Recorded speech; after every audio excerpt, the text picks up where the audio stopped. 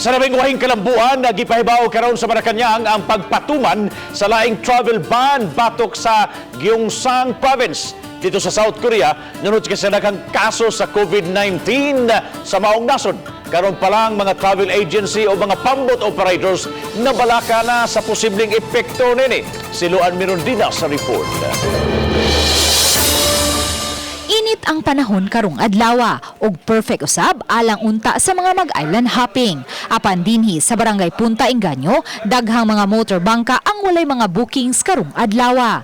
Mga island tour operators sama ni Lorna Augusto mibutyag nga naminghoy ang ilang patigayon. Sa una mo dagan mig tag unom kapambot karon duha tulo. Mga lang magilain. Usay zero. Basta angid mingot as mingaw gid. Aron dili hingpit nga maunlod ang ilang patigayon, nagpatuman na lang sila og rotation sa ilang mga tao nga nagmaneho sa mga motorbangka ug gipaubsa na usab ang rate alang sa mga local tourist. Si Carly, kinsa nagduma og usa ka Korean travel agency, may dalang usa ka pamilyang Korean nationals karong adlaw nga buot mag-island hopping. Iyang gibutyag nga bisan kun wa pa gipatuman ang travel ban, nabatyagan na nila ang inanay nga pagmeno sa ilang mga guest. Kun kaniadto mo average sila og tag 300 ka mga guest matag buwan gikan sa Enero hangtod Marso, karon daghan na ang mga nagkanselar sa ilang mga bookings. February 100 guests and March we have only 15. Why is that? Most tourists already canceled the reservation because of coronavirus. Ang South Korea ang adunay labing daghang mga konpermadong kaso karon sa COVID-19 gawa sa China.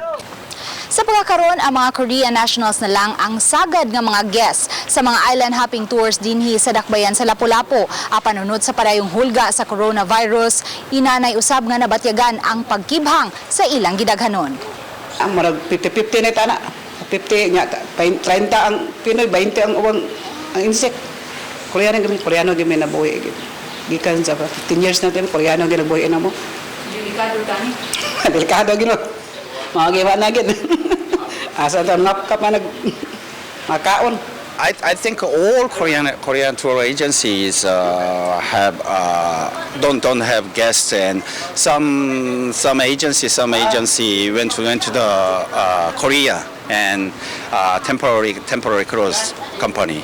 Karon lang yung hapon, mipagawas na og kamanduan ang Malacañang nga naglakip na sa Gyeongsang Province sa South Korea sa travel ban. Subay niini, miapod-apod na ang lokal nga kagamhanan sa dakbayan sa Lapu-Lapu og mga relief packs sa mga mananagat sa Punta Engaño.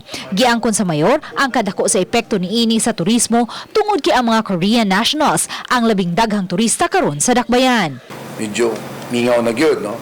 And that's the reason why panawag na to ang mga resorts and hotels na nanghimo tag laing strategy on how na dili na to mahunong ang atong turismo. Uban ni June Solon, Luan Mirondina, Balitang Bisdak.